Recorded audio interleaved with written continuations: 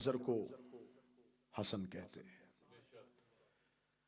इमाम हसन मुज्तबा अलैहिस्सलाम की ज़ात गिरामी वो ज़ात है जिसके फ़ज़ाइल और मनाक़ब शिया कुतुब में भी हैं, अहले सुन्नत कुतुब में भी हैं, लेकिन ये फ़ज़ाइल बकसरत नकल नहीं किए जाते, बयान नहीं किए जाते।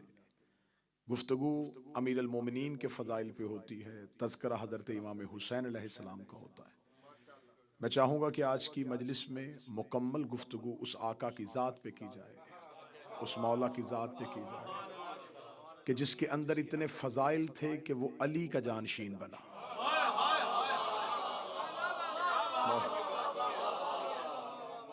ये अली ही को ज़ेबा था कि वो रसूल की जगह पे बैठते, और ये इमाम हसन को ज़ेबा था कि वो अमीर अल मोमिनीन की जगह पे बैठते। इस आका, इस मौला जिनकी सखावत, जिनका इल्म, जिनका शुजाअत, जिनकी फसाहत, जिनकी बलागत भरी हुई है किताबें उन वाक़यात के साथ, जिस एक एक वाक़े से पता चल जाता है कि इमाम हसन किन खसूसियात और किन औसाफ हमीदा के मालिक थे। कभी भी इमाम हसन का तकाबुल हम शिया मिंबर से नहीं पढ़ते, और वैसे भी तकाबुल बनता ही नहीं। मैं सतर कहने लगा हूं जो इमाम हसन की आमद से वाकिफ है, जिनको मौला इमाम हसन का जो जश्न मनाते हैं उनके लिए सतर पढ़े। जो रमजान के दरमियान में दो नमाजों के दरमियान भी उतरने के लिए ज़हरा का मुसल्ला मांगे, बादशाह हुसैन इन हाथों को सलामत, शहजादी कौनैन इन हाथों को सलामत।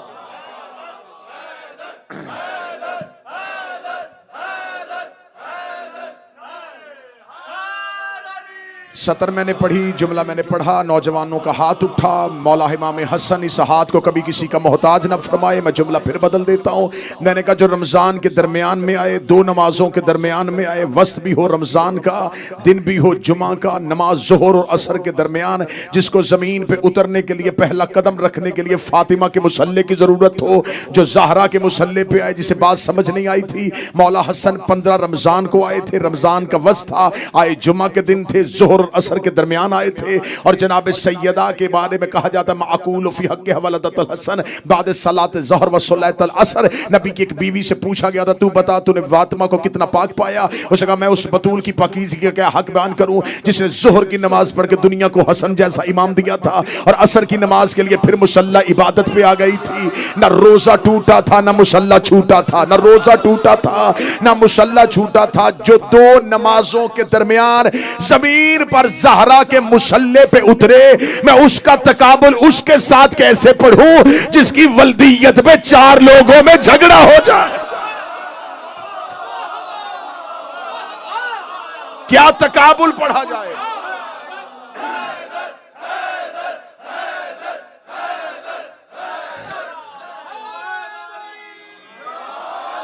कैसे तकाबुल पढ़ूं? कहां हिंदा का बेटा, कहां ज़हरा का बेटा, कहां पिसरे अबू सुफियान, कहां पिसरे अली। ना ये तकाबुल बनता है।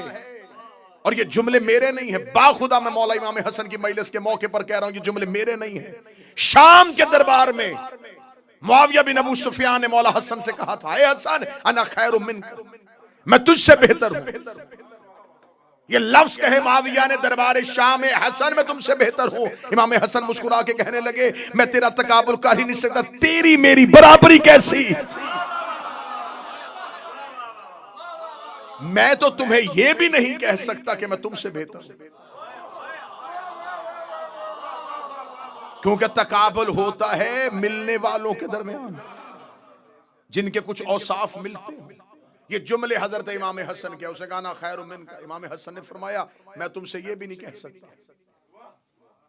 कहां आसमान, कहां जमीन, कहां तहारतों का मरकज, कहां निजाजतों का मंबा। जो हाथ नहीं उठा, कहां बनी हाशिम का चश्मे चरा, कहां बनी उमैया का नसूर। जो हाथ अभी भी नहीं उठा, कहां शजराए तैयबा, कहां शजराए खबीसा।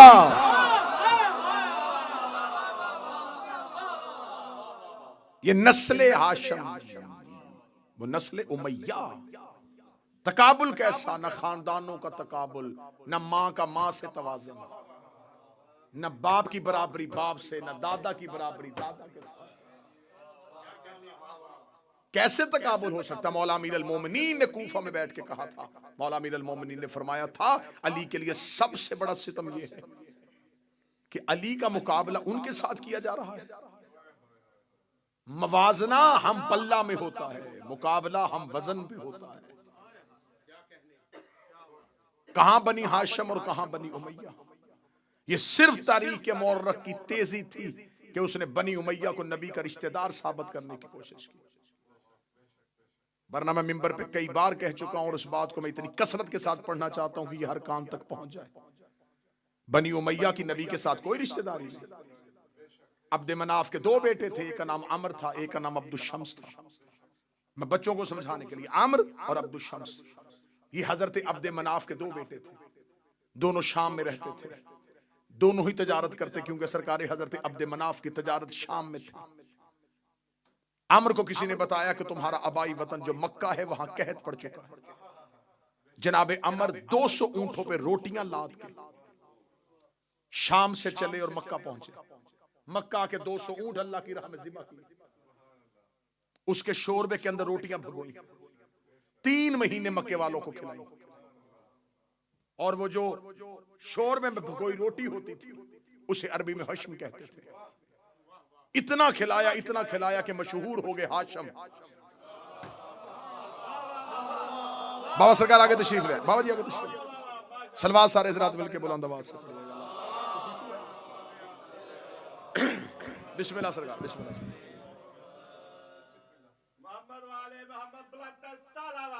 अल्लाहुम्मा सल्लि अला मुहम्मद व आले।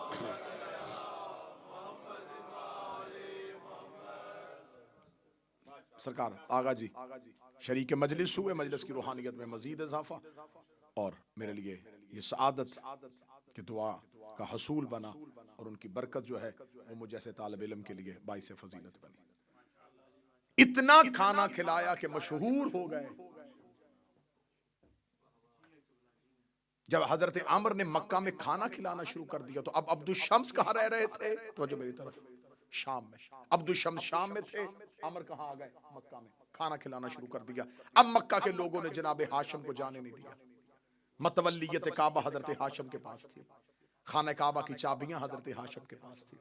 हर साल हज करने वालों के आने का इंतजाम अकेले हजरत हाशिम का। पूरे मक्का और हजाज में हजरत हाशिम की सखावत मशहूर हो गई। सरकार हजरत अब्दुल शम्स का शाम में इंतकाल हो गया। अब्दुल शम्स के घर में एक कनीज रहती थी, वो कनीज एक बच्चे को अपने साथ लेके आई थी। अब्दुल शम्स के मरने के बाद उस बच्चे ने दावा कर दिया कि मैं अब्दुल शम्स का बेटा हूं, जबकि वो कनीज जो काम करने के लिए अब्दुल शम्स के घर में रहती थी उसका बेटा था। उसका नाम था उमैया। जब इसे खबर हो गई कि जो मेरा चचा जिसका नाम अम्र था वो मक्का में जाकर रईस है और मक्का की सरदारी उसके पास है, इसने मक्का में आकर दावा किया कि मैं अब्दुल शम्स का बेटा हूं। सरकार हजरत हाशिम ने कहा ये झूठ है, ये बहतान है। अगर ये मेरे भाई अब्दुल शम्स का बेटा है तो इसे कहो खाना काबा के करीब जाए और दीवार काबा पे हाथ रख के इस बात की गवाही दे। जब यह दीवार काबा के करीब जाना शुरू हुआ तो मक्का के लोगों ने इसकी शक्ल को एक जानवर की शक्ल में देखना शुरू किया। लोगों ने मक्का से इसको निकाल दिया और ये दोबारा शाम पहुंच गया। उमैया को फिर उसके आगे एक बेटा हुआ, उसका नाम हर्ब, और हर्ब को एक बेटा हुआ जिसका नाम था अबू सुफियान। खानदाने बनु हाशिम के साथ कोई ताल्लुक नहीं, खानदान रसूल के साथ कोई ताल्लुक नहीं। अब मैं हजरत इमाम हसन का एक हमला पढ़ने लगा। वैसे तो शुजात हजरत इमाम हसन पढ़ने के लिए एक ही जुमला काफी है कि अब्बास हसन के शागिर्द थे। इसके बाद नाम भी पढ़ा जाए हजरत इमाम हसन की शुजात तो इसी में बंद है। हजरत अबुल फजल अब्बास इमाम हसन के शागिर्द।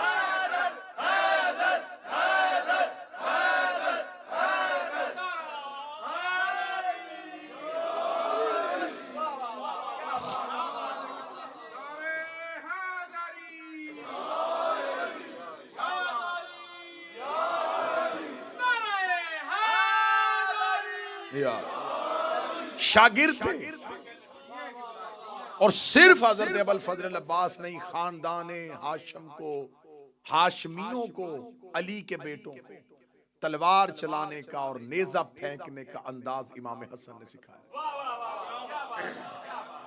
बाबा जी आज मौर्रख बहस कर रहा है, हसन को लड़ना नहीं आता था, हसन लड़ते नहीं थे, हसन को जंग करनी नहीं आती थी। इमाम हसन सुलह पसंद थे, धीमे मजाज के मालिक थे। हसन लड़ते नहीं थे, हसन लड़ते नहीं थे। हमें तेरे अंदर के दर्द का पता है, तूने इसलिए कहा कि हसन लड़ते नहीं थे। तुझे हसन की शुजाअत से तकलीफ इसलिए है कि जमल में ऊंट की टांगे हसन ने काटी थी। जंगे जमल में ऊंट की टांगों को जिसने काटा वो इमाम, जिसने हौजत को जमीन से गिरने से पहले संभाला वो इमाम हसन, जिसने जंगे सफीन में अकेले ने फुरात का घाट खाली करवाया। मैं हमला पढ़ देता हूं सरकार हजरत। जब मुआविया हुकूमत ले चुका और ये हाकम बन चुका शाम का, तो मौला इमाम हसन ने 6 शर्तें सरकार इससे कही थी। पहली शर्त कही थी कि तू कुरान और सुन्नत पर अमल करेगा, और ये शर्तें आज भी तारीख में लिखी हुई। जो शराइत के साथ इमाम हसन ने सुलह की, मुआहिदा किया, वो शर्तें हैं। देखिए सुलह कहना गलत होगा, ये मुआहिदा था। सुलह तब होनी थी अगर शर्तें पूरी होती। पहले शर्त रखी ना, इमाम हसन ने कहा मेरी शर्त है, ये शर्तें पूरी करो, सुलह। तो अब पहले मुआहिदा है, सुलह इसे तब कहेंगे जब शराइत पूरी होगी। इमाम हसन ने पहली शर्त क्या रखी? कुरान और सुन्नत पे अमल करेगा। ये अली का बेटा था, ये रसूल का सिब्ते अकबर था। कितनी प्यारी शर्त रखी। अब मैं सतर पढ़ने लगा और चेहरों पे मेरी नजर। इमाम हसन ने पहली शर्त रखी है कुरान और सुन्नत पर अमल करेगा। शर्त बता रही है कि मुआहिदा किसी मुसलमान से नहीं हो रहा। जो हाथ उठा सके वो उठाए, जो बोल सके वो बोले। शर्त बता रही है कि ये मुआहिदा किसी मुसलमान से नहीं। आज बंदा किसी बंदे से कहे कि तू शिया है, तो पहली शर्त यह है कि तू अली वलीउल्लाह पढ़ेगा। वो कहेगा अली वलीउल्लाह पढ़ता हूं तो शिया हूं। ये कैसा मुसलमान था कि जिससे इमाम हसन कह रहे तू कुरान और सुन्नत पर अमल करे। दूसरी शर्त इमाम हसन ने रखी, कुरान और सुन्नत पर अमल करेगा। दूसरी शर्त यह है कि आज के बाद तेरा कोई किराए का खतीब मिंबर पे मेरे बाप अली को नहीं भौंकेगा। उसने शर्तें पूरी नहीं की थी। शर्तें पूरी हो जाती तो आज हर मिंबर से अली पढ़ा जाता। अब यह बात मैं 40 हिजरी से लेकर 2024 तक लेके आने लगा। अगर आज किसी मिंबर से कोई खतीब अली के खिलाफ बोलता नजर आए तो समझ लेना कि किसकी तनख्वाह पे पल रहा है।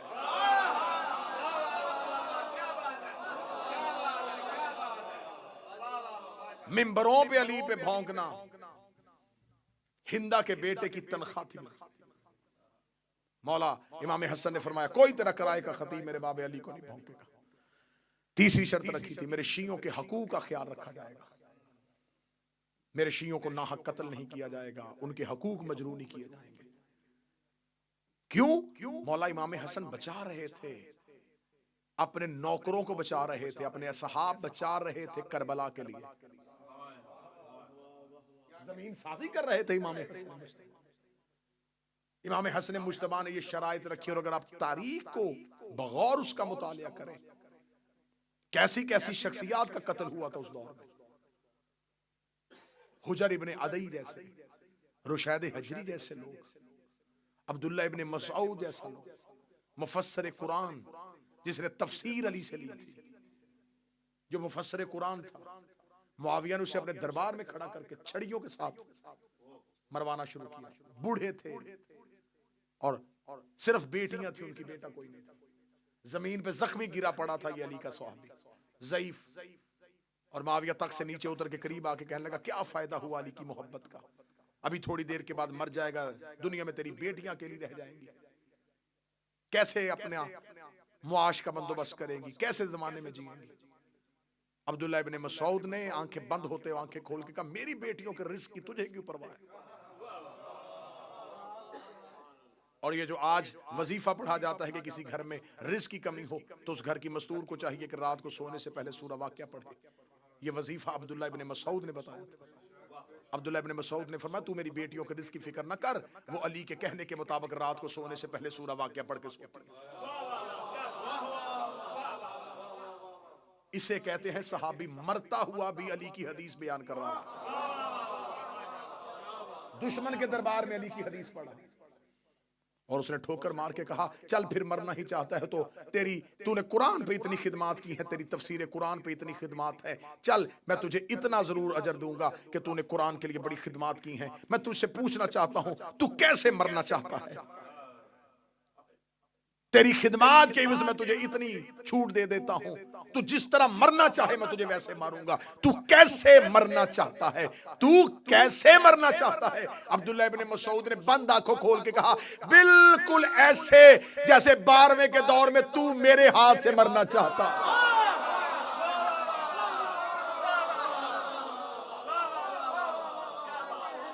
बिल्कुल ऐसे। पीर सादिक शाह जी आगे तशरीफ ले आए सरकार। बिल्कुल ऐसे ही जैसे मेरे 12वें के दौर तू मेरे हाथ से मरना चाहता। सख्त तरीन दौर, झूठी हदीसें गढ़ी जा रही है। खुदा की कसम खा के कहता हूं अगर आप उस लम्हे में तारीख का मुतालिया करके देखें, इस दौर को तारीख में लिखा जाता है वज़ाए हदीस का दौर। वज़ाए हदीस का दौर, झूठी हदीसों की फैक्ट्रियां थी। ये वो दौर है जिसमें इमाम हसन जिंदगी गुजार रहे। दौर कौन सा है? झूठी हदीसें इतनी बनाई जा रही हैं कि लोग बाजार में सब्जी खरीदने के लिए हदीसें लेके जाते थे। हदीसें देते थे और सब्जी खरीदते थे। हदीसों की कीमत थी मार्केट में। जो 50 हदीसें बनी उमैया के हक में लिख के लेके आएगा इतने में तोली जाएंगी। जो 20 हदीसें अली के खिलाफ लिख के लेके आएगा, इसे कहा जाता है फितनाए वज़ाए हदीस। इतनी हदीसें बनाई गई, इतनी हदीसें बनाई गई, इतनी हदीसें बनाई गई कि अहले सुन्नत का खुद अपना इमाम अबू हनीफा कहता है कि मेरे सामने खड़ा होकर एक शख्स हदीस पढ़ रहा था कि मैंने अबू हनीफा से सुना है। यह अहले सुन्नत की किताब में लिखा हुआ है, वज़ाए हदीस के बाब में लिखा हुआ है। अबू हनीफा ने देख के कहा कि तूने किससे की हदीस सुनी? उसने कहा अबू हनीफा से। उसने कहा बदबख्त, खुदा तुझे जहन्नम में मुंह के बल गिराए। अबू हनीफा तो मैं हूं,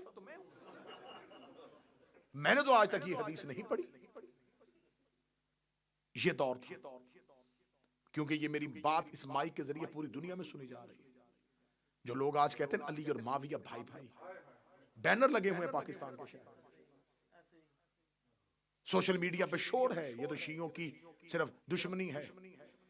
बड़े बड़े अहले सुन्नत के स्कॉलर्स ने इसकी रद्द खुद पेश की। खुद अहले सुन्नत फ्रंट पे आके खड़े, वो कह रहे कि नहीं, उन्हें खबर है कि अगर हमने इसे अपने खाते में डाल लिया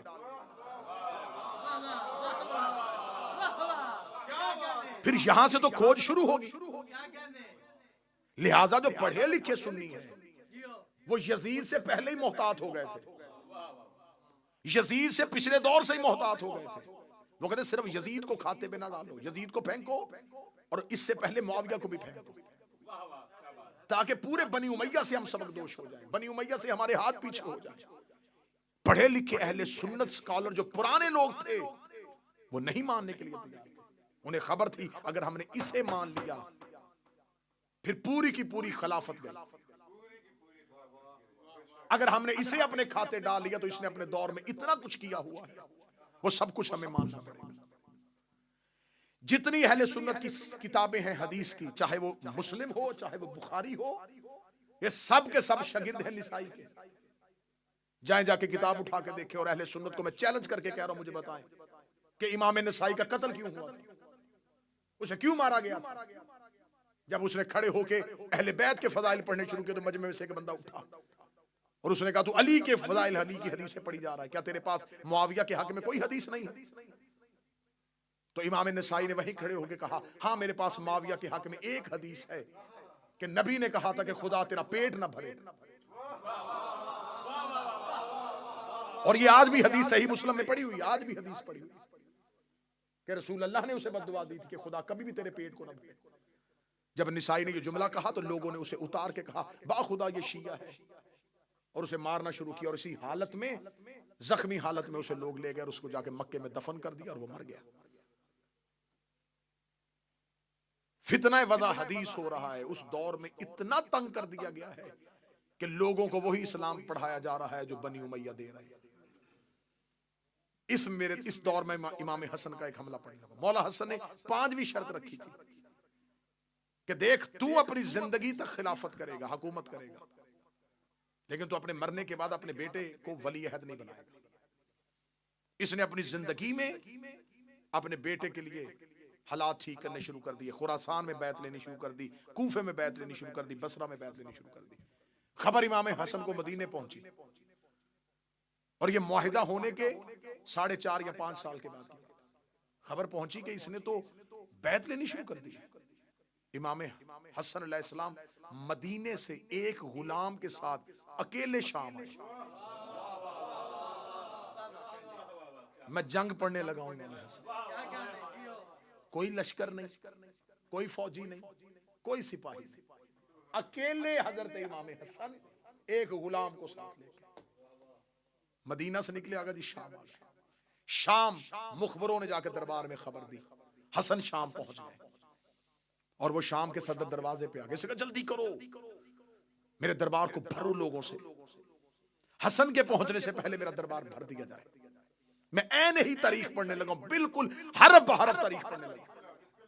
इसका जब तक हसन शाम के सदर दरवाजे से दरबार तक पहुंचे, दरबार खचाखच भर दो मेरे खुशामदीयों के साथ, सारा मजमा मेरा हो, ताकि हसन को पता चल जाए कि मेरी हुकूमत शाम में कायम हो चुकी है। इसने पूरा दरबार खचाखच भर दिया। इसके किराए के लोग खुशामदी सारे के सारे दरबार में इकट्ठे होकर गलियों में मनादी करवानी शुरू कर दी कि जितनी जल्दी हो सके शाम के सदर दरवाजे से इमाम हसन बढ़ के दरबार की तरफ आ रहे हैं, जल्दी पहुंचो। जामिया मस्जिद उम्मी में लोगों का रश हो गया, इतना दरबार भर चुका था। सारे के सारे खुशामदी और इमाम हसन चलते चलते दरबार की जानब आ रहे थे। इमाम हसन के आने से पहले इसने अपने किराए के खतीब को खड़ा किया। किराए के खतीब को खड़ा करके इसने कहा चल तू खानदान बनु उमैया के फजाइल पढ़ने शुरू कर दे। किराए का खतीब उठा और उसने खानदान बनी उमैया के फजाइल पढ़ने शुरू कर दिए। इधर इमाम हसन का जब पहला कदम दरबार में आया तो ये इमाम हसन को ये तासुर देना चाहता था कि हमें तो नहीं पता था कि आप आ रहे हैं, आपके आने से पहले ही लोग खानदान उमैया के फजाइल सुन रहे थे और हमारा खतीब खानदान उमैया के फजाइल पढ़ा था। किराए का खतीब ऊंचाई पे खड़ा हुआ खानदान बनी उमैया के फजाइल पढ़ा था।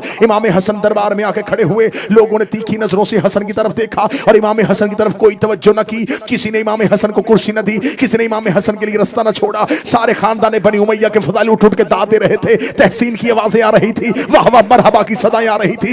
इमाम हसन ने जब वो किराए का खतीब बैठ गया, इमाम हसन चलते चलते उस मकाम पे आए जहां पर मुआविया बिन अबू सुफियान बैठा हुआ था। इसने उठ के अपनी अबा को ठीक किया और ठीक लगे गए, ऐ अबू तालब का बेटा, ऐ अबू तुराब का बेटा, ऐ अली का बेटा, आप कब आए मेरे दरबार में? मैंने तो आपको आते हुए नहीं देखा, आप कब पहुंचे हैं? इमाम हसन ने कहते मैं उसी वक्त पहुंच गया था जब तेरे किराए का खतीब तेरे खानदान के फजाइल पढ़ा था। ये मुस्कुरा के लगा, सुन लिए आपने मेरे खानदान के फजाइल। इमाम हसन ने ऊंचाई पे खड़े होकर पूरे शाम के जामिया मस्जिद उम्मी के खचाखच मजमे में कहा, ऐ मुआविया बिन अबू सुफियान, मैं हसन इब्ने अली अपनी मां ज़हरा से लेके हव्वा तक और अपने बाप अली से लेके आदम तक एक एक का नाम और किरदार पढ़ता हूं और ऊंची आवाज में पढ़ूंगा। अगर तुम में जुर्रत है मेरे कान में आके अपनी मां का किरदार सुन।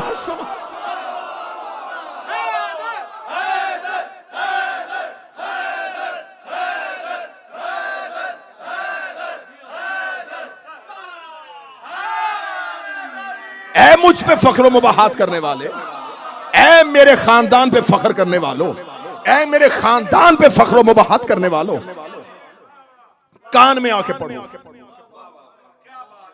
दरबार में सन्नाटा तारी हुआ, खामोशी तारी हुई। खामोशी का तारी होना था। इमाम हसन ने यूं मजमे की तरफ देखा। पहला ही जुमला इतना सख्त था, लोगों ने कहा ये कौन है जिसने दमिश्क के हाकिम को इतना बड़ा जुमला कह दिया? हाकिम अभी तख्त पे लर्जा बर आदम था और चेहरे पे मौत की जर्दी थी। इमाम हसन ने कहा जो मुझे जानता है वो जान ले, जो नहीं जानता वो सुन ले। अना हसन इब्ने अली।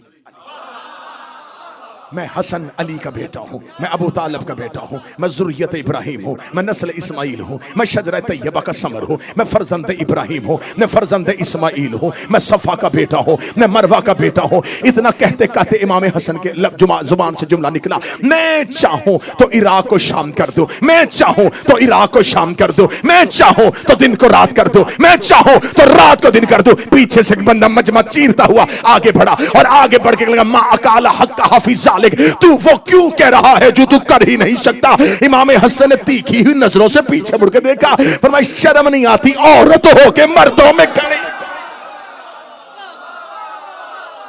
औरत हो के मर्दों में खड़ी है। फौरन जिस्म के खदोखाल तब्दील हुए, हयत बदन तब्दील हुई। इनकलाब ईरान के बानी आगा खुमैनी ने एक तफसीर लिखी है कुरान की। उन्होंने अपनी कुरान की तफसीर में सूरह यासीन की इस आयत में इन्नमा अम्रुहु इज़ अरादा शैअन यक़ूलु लहु कुन फयकून, इसकी तफसीर करते हुए उन्होंने कहा कि अल्लाह कहता है कि जब मैं किसी चीज का इरादा करता हूं, मैंने हवाला दिया है, आगा खुमैनी ने अपनी तफसीर में लिखा, उसने कहा जब खुदा किसी चीज का इरादा करता है तो खुदा कहता है जब मैं इरादा करता हूं तो मैं कहता हूं हो जा तो वो हो जाती है। फिर उन्होंने इसके आगे तफसीर में लिखा कि ये बात मखलूक को समझाने के लिए है, वरना अल्लाह के इरादे कहने और होने में फासला नहीं होता। उन्होंने कहा अल्लाह के इरादे में, कहने में और होने में कोई फासला, कोई वकू नहीं होता। उसका इरादा ही उसका कहना है, उसका कहना ही उसका होना है, उसका इरादा ही उसका कहना है, उसका कहना ही उसका होना है। ये तफसीर हो गई कि अल्लाह का इरादा अल्लाह का कहना है, अल्लाह का होना है। मैं मर्जी के चौक में अपनी जुबान कटवाऊंगा। हसन ने शाम के दरबार में मुसल्ला बिछा के 2 रकत नमाज पढ़ के दुआ नहीं की कि मेरे अल्लाह इसे औरत कर दे, मेरे अल्लाह इसे औरत कर दे। हसन ने कह दिया वो हो गया।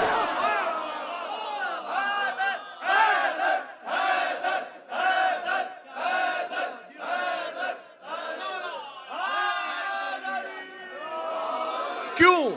इसलिए कि इमाम हसन इरादा इलाही है। हसन जमीन पर अल्लाह के इरादे का मजहर ताम है, ये तजल्ली परवरदिगार है।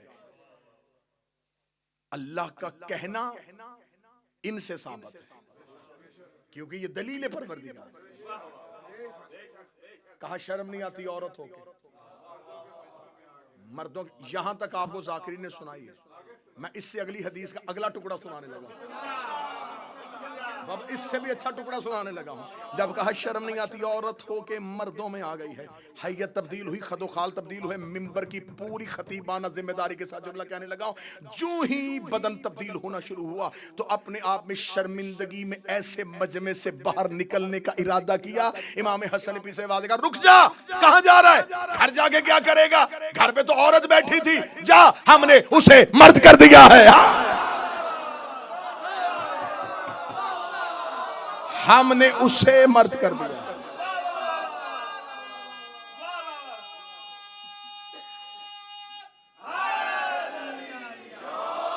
आज से वो हाकम तू महकूमा, आज से वो हाकम तू महकूमा। इतना इमाम हसन का कहना था। अब पूरे दरबार में जब लोगों ने मोजज़ा देख लिया, अब एक मर्द को अभी अभी जिसने औरत बनते देखा हो, अब दूसरे की हिम्मत है, बिल्कुल खामोशी तारी हुई। जब बिल्कुल सन्नाटा तारी हो गया, हैबत हसन, हसन की हैबत ने शाम के महल को ऐसे पत्थर का कर दिया। अब इमाम हसन की आवाज जामे मस्जिद उम्वी की दीवारों से टकराई। फरमाया सुनो, लकड़ी के तख्त पे बैठ के फख्र करने वाले, इन्ना बेशक अल अर्शो हुसीरी, मोहम्मद ज़मीरी, अली अमीरी, हुसैन वजीरी व जबरील फकीर। ऐ लकड़ी के तख्त पे बैठ के फख्र मुबाहात करने वाले, अर्श मेरे तख्त का नाम है, मोहम्मद मेरे जमीर का नाम है,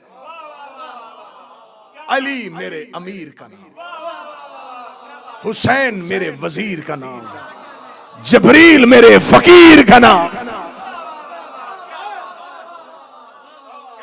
अल अर्श सीरी मोहम्मद जमीरी व अली अमीरी व हुसैन वजीरी व जबरील फकीरी।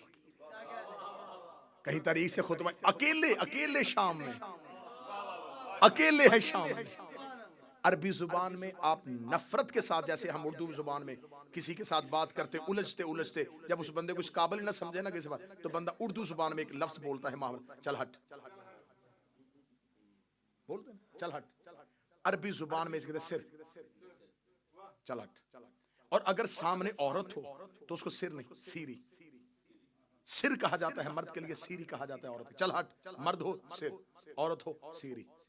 अब आखिरी सतर और जुमला आपने ऐसे वसूल करना है जैसे जुमले का हक बनता है। मेरे मौला इमाम हसन शाम के दरबार में खड़े होगा, अल अर्श सीरी, अर्श मेरा तख्त है, मोहम्मद ज़मीरी, मोहम्मद मेरा ज़मीर है, व अली अमीरी, अली मेरा अमीर है, व हुसैन वजीरी, हुसैन मेरा वजीर है, व जबरील फ़कीरी, और जबरील मेरा फ़कीर है। ये कहना था या मुआविया बिन अबू सुफियान इमाम हसन के बिल्कुल सामने आके खड़ा हुआ। उसका दरबार में तो किसी की जुर्रत नहीं कि हसन के जुमले को काटे। वो सामने आके खड़े होकर लगा, ए हसन, तूने मदीने से आके शाम में फसाद फितना बर्पा कर दिया है, तूने मेरे दरबार की हैबत को तब्दील कर दिया है। क्या तू भी अपने बाप की तरह मोजे दिखा के अपनी हुकूमत साबित करना चाहता है? इमाम हसन ने उसी लहजे में कहा, इस शे तो असीरी, पीछे हट या कहूं सीरी।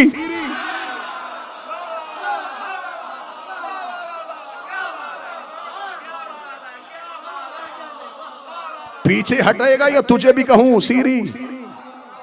और सीरी औरत के लिए कहा जाता है।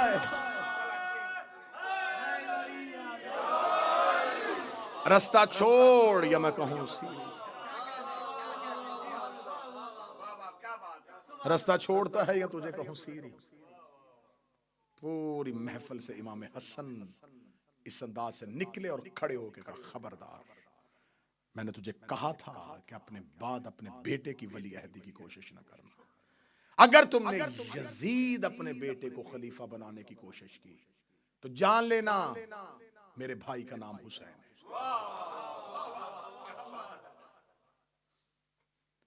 बहुत खूबसूरत जुमला मुर्तजा मुताहरी का है। उन्होंने कहा, आशूरा हुसैनी होने से पहले हसनी थी। जब करबला हुसैनी नहीं थी तो करबला हसनी थी। करबला में मेहनत है इमाम हसन की।